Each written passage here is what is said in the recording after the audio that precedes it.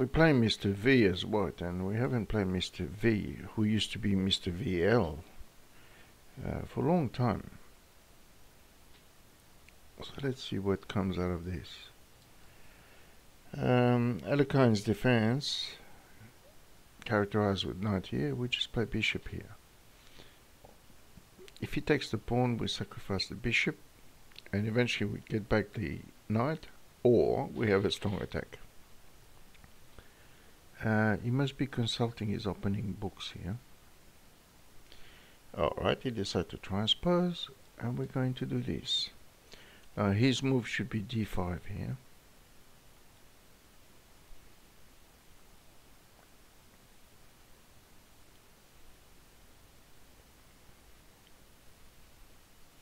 Well, this opening at least has the merit to make him think. He's already, you know, some 30 seconds down. Now d5. I don't think that's a good move, but let's develop. You should play d6 here.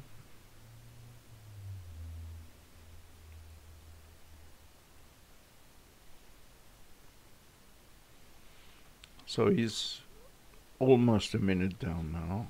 He's really, to play obvious moves, he takes 10 and 15 seconds each time, and that's not going to help him in the long run.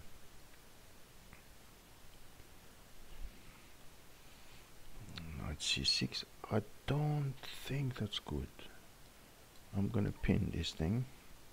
Now, not only are we pinning, but we're actually threatening c4.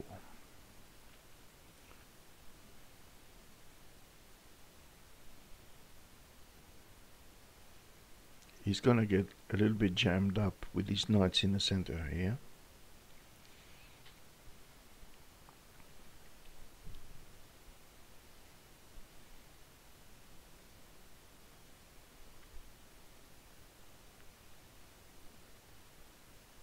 Well, he's using a lot of time.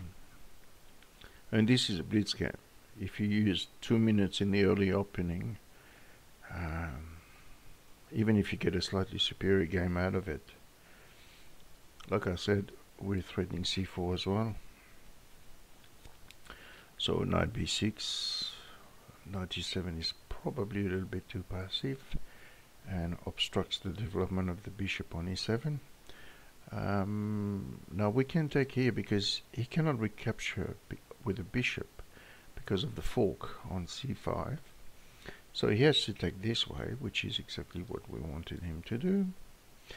We put our king to safety, and then we're going to threaten some beats. I think we can just about afford to take. Which way is he going to do it? With the pawn. Just play here. And we're going to open some dark squares.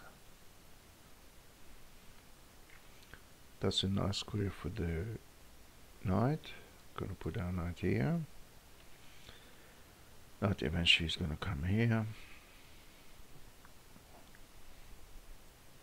That's a waste of time for him because we attack both the bishop and the pawn on d6.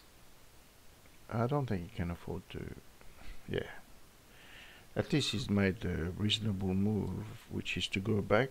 But now he's getting this thing under attack. He cannot push because we would exchange and then gain the c5 square, or we would check here. Is it any good to check? Check we can get in. I will check first. See what he does.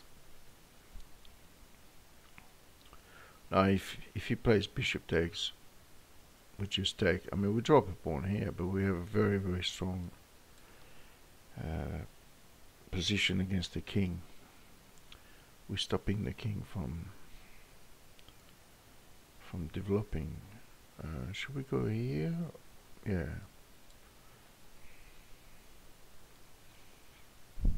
And then we get this beautiful square for our knight. the king cannot castle on the king side, which you really would have liked to do. It's a really sad situation, this. Knight here. So we gain that square for the knight. Now if he castles, he pins himself.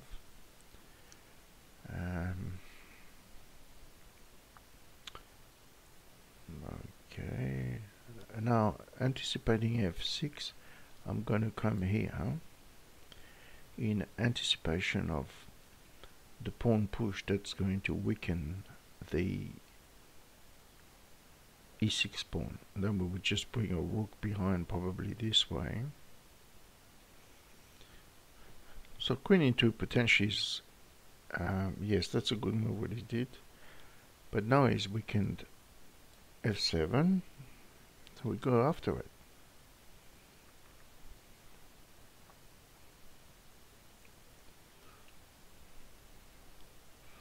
He's got rook f8, or his rook f8 is not good. Knight g6 is better. And now we just do this.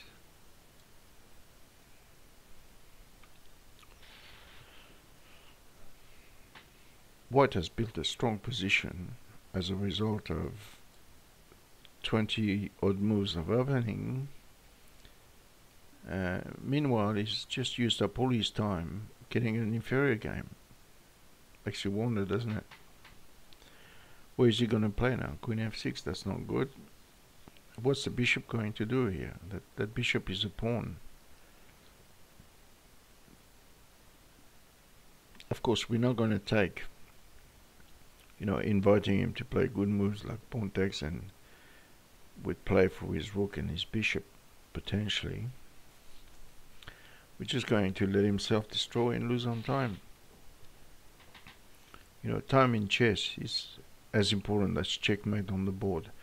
If you lose on time, it's the same as if you got checkmated. Exactly the same. So he's, you know, he's there scratching his head, trying to find a way to get out of this bind. So now we open our rook onto the f7 pawn. So he's going to have to play an ugly move like g6. Very ugly move. But he still doesn't solve the problem, because after g6, queen f3, he still doesn't defend this. He's going to have to give up the exchange. So completely lost.